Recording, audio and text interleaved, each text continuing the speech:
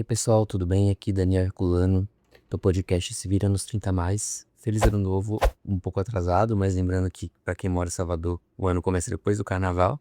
É por isso que eu tô voltando agora. Lembrando que eu não sou psicólogo, psiquiatra, nem influencer.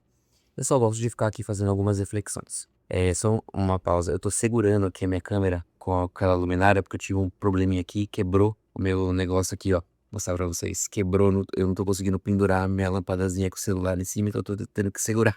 Mas enfim, é o que a gente tem pra hoje. Se a gente for esperar estar perfeito, a gente não faz nunca, não é verdade? E pra estrear esse primeiro episódio do ano, eu queria trazer um livro que eu já comentei algumas vezes aqui com vocês.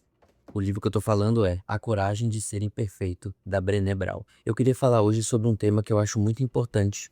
Eu acho que todo mundo já viveu a sombra dele, ou deixou de fazer alguma coisa por conta dele, que é sobre a vergonha. Tem um capítulo nesse livro que fala só sobre a vergonha e faz a relação da vergonha com a vulnerabilidade. E o capítulo ele começa falando uma coisa muito interessante, que a vergonha, ela extrai o seu poder do fato de não ser explanada. A vergonha, ela cresce do silêncio, ela precisa do escuro. Ela faz até uma comparação com aquele filme dos anos 80, Os Gremlins. Eu não lembro muito bem desse filme, eu lembro assim vagamente que passava na sessão da tarde quando eu era bem pequenininho. Mas é aqueles bichinhos que eles eram fofinhos, aí quando caía água neles, eles viravam tipo uns demôniozinhos e começavam a perturbar todo mundo. E mais a luz do sol, quando aparecia a luz do sol, eles eram destruídos. Então ela faz uma comparação dos Gremlins como se fosse a vergonha. E como se a luz do sol fosse a gente expor a nossa vergonha para outras pessoas. Então quando a gente expõe a nossa vergonha, a gente consegue vencer ela. Quando a gente tem vergonha de alguma coisa, guarda pra gente, não sabe lidar com ela, sofre com ela ou deixa de fazer alguma coisa por causa dela, aí que ela cresce, ela vence e ela nos limita. Então, eu queria perguntar pra você que tá aí me ouvindo, quantas coisas você já deixou de fazer porque ficou com vergonha do que iam pensar? Algum projeto, alguma amizade nova, algum relacionamento novo, ou até a sua rede social, postar alguma coisa na sua rede social, ou aqui, por exemplo, no meu caso, fazer esse podcast, gravar aqui pra vocês. Mas antes da gente discorrer mais sobre isso, a gente já parou pra pensar o que é vergonha, o que significa sentir vergonha? Então, o livro, ele também discorre sobre isso. Então, a definição que a autora traz pra gente é que a vergonha é o medo de romper um vínculo. É a sensação de que somos defeituosos e, por isso, indignos de amor e pertencimento. Então, o que que ela diz assim pra gente? Que nós, enquanto seres humanos, nós somos seres sociais, então nós dependemos das interações humanas. Então, segundo ela, sentir medo é a sensação de que por algum motivo, por algum defeito, por alguma desqualidade, nós somos indignos, que sintam amor pela gente, e nós somos indignos de pertencer à sociedade. Então, isso é sentir vergonha. E aí ela traz uma diferença entre vergonha e culpa. Culpa é como se fosse assim: bom, eu fiz algo errado, errei, fui moleque, me perdoe. Enquanto que a vergonha, ela é mais profundo. Ela diz assim pra gente: eu sou errado, né? Então, eu acho que isso conversa muito com o nosso podcast aqui do Se Vira nos 30 Mais, porque acho que a vida adulta ela traz muito disso, sobre fracasso profissional, sobre fracassos nos relacionamentos amorosos, casamentos que às vezes não deram certo, ou às vezes a nossa incapacidade de lidar às vezes com os nossos familiares. Então eu não consigo lidar com os meus pais, com os meus irmãos, relacionamentos que acabaram, a comparação cada vez mais constante na nossa sociedade, né? Sempre falo isso com as redes sociais. E recentemente tem um meme na internet que fala sobre você sentir tanta vergonha alheia que chega até a doer. Eu vi muito isso nos comentários que falam do Big Brother, quando o pessoal comenta da Sara Andrade, que foi já eliminada do Big Brother.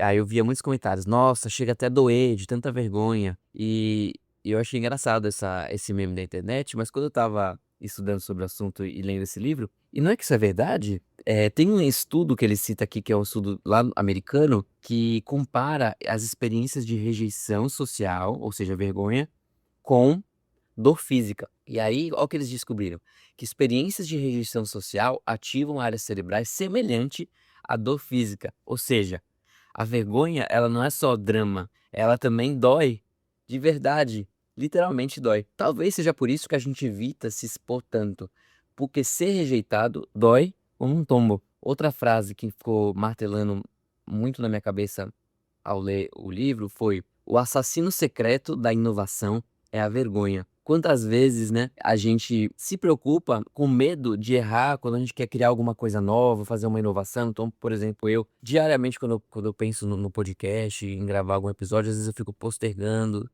Por isso que talvez eu demorei tanto pra voltar no final do ano pra cá. Talvez por vergonha de errar e de as pessoas me acharem maluco.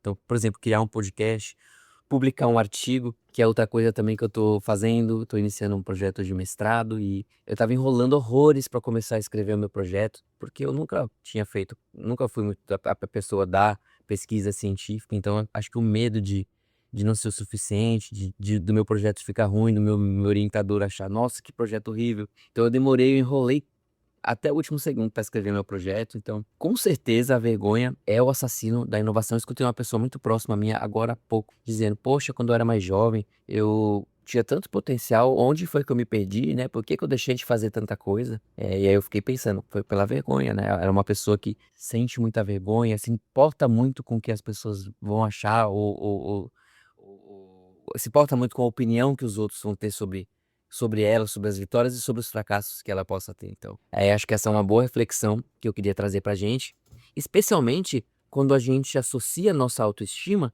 ao que a gente produz, né? Então, por exemplo, se eu associar a minha autoestima a esse podcast, eu vou ficar muito mal se ele não tiver muitas curtidas, ou poucas pessoas assistirem ele. Se eu associar a minha autoestima ao meu trabalho, se eu não for bem-sucedido sempre, eu vou ficar mal em algum momento. Então, esse problema que a gente tem às vezes de associar a nossa autoestima, o nosso senso de autovalorização, não a nossa pessoa, ao que somos, mas ao que nós produzimos. Isso é péssimo, porque de repente alguém pode desvalidar alguma coisa que a gente fez, ou de repente até alguma coisa que a gente fez realmente não está boa, mas aí a gente vai achar que a gente é o problema, né? Então, qualquer crítica vira um ataque à nossa identidade. Então, acho que esse é um outro ponto para a gente pensar, né?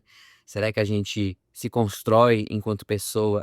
Será que a gente se enxerga enquanto pessoa baseando no que a gente realmente é, nos nossos valores, ou no que a gente sabe que a gente acredita, no que a gente pode fazer, nossa autovalorização, ou o nosso valor, o nosso senso de valorização, ela está relacionado àquilo que a gente produz, né? Então, tomar cuidado com os gremlins que ficam na nossa mente, né? Eu gostei muito dessa metáfora que ela fala dos gremlins, que realmente parece que cada um de nós tem os seus próprios gremlins, né? Em determinada área da vida, né? A gente não é bom o suficiente, vão rir de você, isso já foi feito. Quem você pensa que é? Então a vergonha, ela detesta ser o centro das atenções, né? E quanto mais a gente fala dela, menos ela pode fazer pela gente. Como eu disse no começo, quando a gente fala sobre a vergonha, é como se fosse o sol que mata os gremlins, né? Mas o que eu queria falar agora não é nem sobre a gente falar da nossa vergonha pra alguém, mas de repente saber escutar a vergonha que estão contando pra gente. E aí isso envolve empatia. E eu achava que eu era empático, eu achava que eu sabia o que significava empatia, mas eu percebi que talvez eu não sabia tanto assim. Eu sempre fui aquela pessoa que escutava, sempre gostei muito de escutar as pessoas que chegavam problemas pra mim, mas muitas vezes eu tentava dar soluções prontas, ou eu julgava o que elas estavam me falando de acordo com o que eu vivo, em vez de só acolher. E mais uma frase do livro que eu li que eu queria deixar aqui pra vocês, que é a seguinte: empatia é se conectar com o sentimento que alguém está experimentando e não com o acontecimento. Então, você não vai se importar aqui, foda-se, se ela tá certa, se ela tá errada, se ela pode fazer alguma coisa pra melhorar. Ter empatia é você meio que tá sentindo exatamente o que aquela pessoa tá sentindo quando ela te conta isso. E empatia não é dar conselho, não é mimizar, não é dizer isso passa, é dizer, e às vezes nem dizer, é você ver a dor da pessoa e fazer com que ela entenda isso, que você está vendo a dor dela, mesmo às vezes sem dizer uma palavra. Às vezes as pessoas não querem solução. Eu lembro de uma amiga minha me dizendo isso. Carol. Eu acho que ela não me ouve, mas então eu já vou citar ela aqui, eu posso. Ela dizendo que às vezes ela chega pro marido dela pra desabafar alguma coisa e ela ficava muito com raiva quando ele tentava dar alguma solução prática pra alguma coisa. Até que ela disse pra ele: não, eu só quero que você me escute. E aí, desde então, quando ela vai trazer algum problema, alguma insatisfação pra ele, ele fica quieto e ele aprendeu. E ela disse que achou super fofo. Bom, uma outra coisa que o livro traz pra gente, ela tenta dividir a vergonha em 12 áreas que a gente pode ter vergonha na vida, né? Então ela divide aqui: aparência, corpo, trabalho, dinheiro, maternidade e paternidade, família, saúde, sexo, vícios, velhice, religião e traumas e rótulos. E aí eu pergunto pra você que tá me ouvindo, qual dessas toca mais em você hoje? Você que é homem, você que é mulher, será que a gente sente vergonha?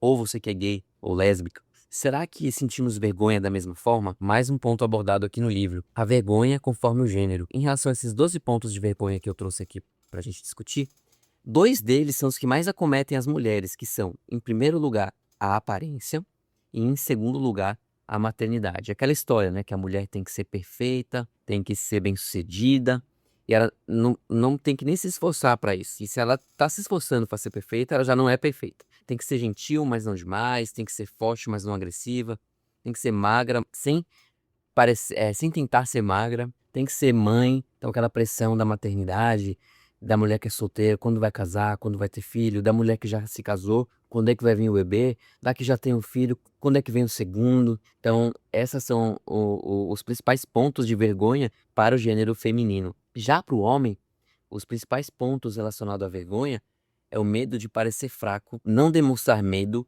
e as principais reações do homem, né, quando ele está com vergonha é de duas uma, ou a irritação ou o retraimento. E aí o livro não traz, mas eu fiquei pensando como é que seria, né, a vergonha para os homens gays, né? Pensando assim por mim. Eu acho que, bom, aí vozes da minha cabeça, né? Eu acho que o homem gay, talvez, ele não deixa de ser um homem, porque ele é gay.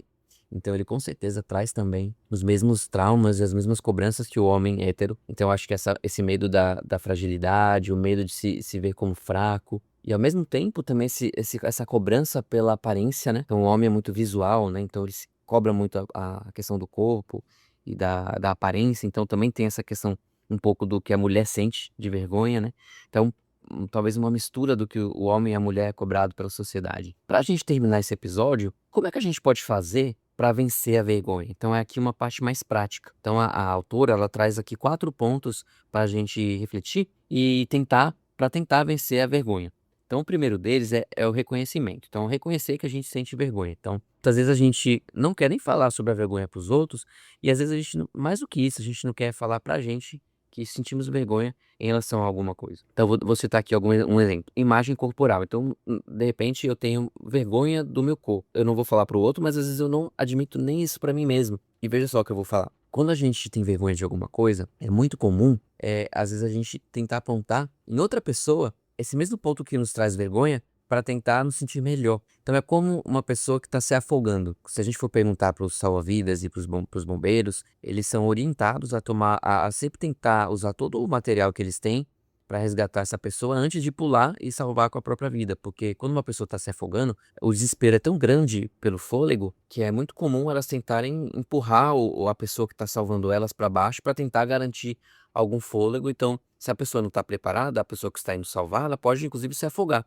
E isso acontece com a vergonha da mesma forma. A pessoa está tão desesperada, tem tanta vergonha, se sente tão mal por algum daqueles pontos que a gente discutiu.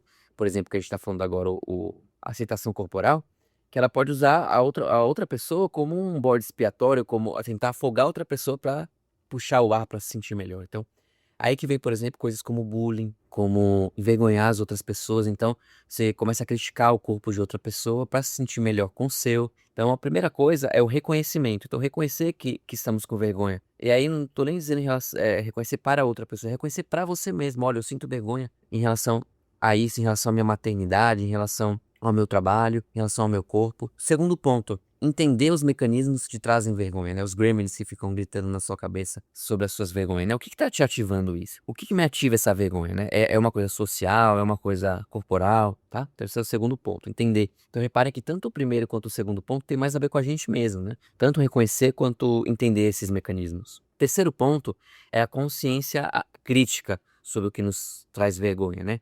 Então, peraí, será que isso que tá me dando vergonha é uma expectativa minha?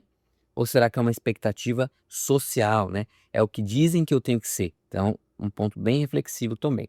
E o quarto ponto é compartilhar essa vergonha com alguém. Então, trazer essa vergonha para a luz. Trazer o gremlin para o sol para ele ser queimado, expor ela. Então, isso é importantíssimo. Eu acho que talvez essa seja a parte mais difícil, né? E o final do processo de lidar com a vergonha, né? Primeiro a gente tem que entender ela pela gente mesmo pra depois expor a outra pessoa, né? E você, né, que pode ser a pessoa a quem se é exposto à vergonha de outra, ter empatia pra ouvir isso, né? E eu acredito que a vergonha, ela morre com a empatia. Então, gente, pra gente fechar aqui, a vergonha, de fato, ela é devastadora, ela dói, mas o sucesso e a aprovação não são o que me controlam. O meu maior valor é a coragem. Talvez a vergonha não seja o inimigo, talvez ela seja só o medo de não pertencer. E talvez a coragem não seja não sentir vergonha, mas falar dela mesmo assim. E é isso, gente. Para finalizar o nosso episódio de hoje, eu queria falar aqui do nosso Vivia nos 30, de obsessões, das minhas obsessões de virginiano que sou, que adquiri alguns produtos de organização aqui em casa. Estou obcecado por adquirir produtos para organizar minha vida aqui em casa. Então, eu comprei vários saquinhos organizadores de meia e cueca para colocar nas minhas prateleiras do quarto. Comprei esse negocinho aqui para separar as minhas vitaminas, para eu colocar, que eu tomo todos os dias minhas vitaminas, então eu comprei isso aqui pra organizar. Comprei uma pasta organizadora, não sei se dá pra ver aqui direito. Eu vou abrir ela, só um segundinho. E é isso. Pequenas obsessões te ajudam. É que vocês não estão vendo aqui que eu tiro, mas eu tenho vários post-its, eu tenho. Sabe aqueles planner? Eu tenho planner do anual. Eu tenho aquelas lousas que são divididas pelas datas, assim, que a gente pinta com a canetinha o que a gente tem que fazer. Eu tenho de tudo aqui. Tá tudo aqui, guardadinho aqui, que eu tiro pra montar meu cenário. Mas enfim, eu acho que a gente tem uma idade que a gente tem que se organizar, senão a gente não consegue dar conta de tudo que tem que fazer. E é isso, pessoal. Esse é o meu primeiro episódio do ano. Eu, a partir daqui, pretendo não ficar assim, gravar os episódios, vencer a minha vergonha, vencer a minha preguiça. E é isso. Agradeço quem me acompanhou mais um episódio. Eu esqueci de falar no começo, mas para quem quiser me seguir nas redes sociais, vai aparecer aqui do lado um QR Code e você pode me seguir tanto no Instagram quanto no TikTok. E é isso.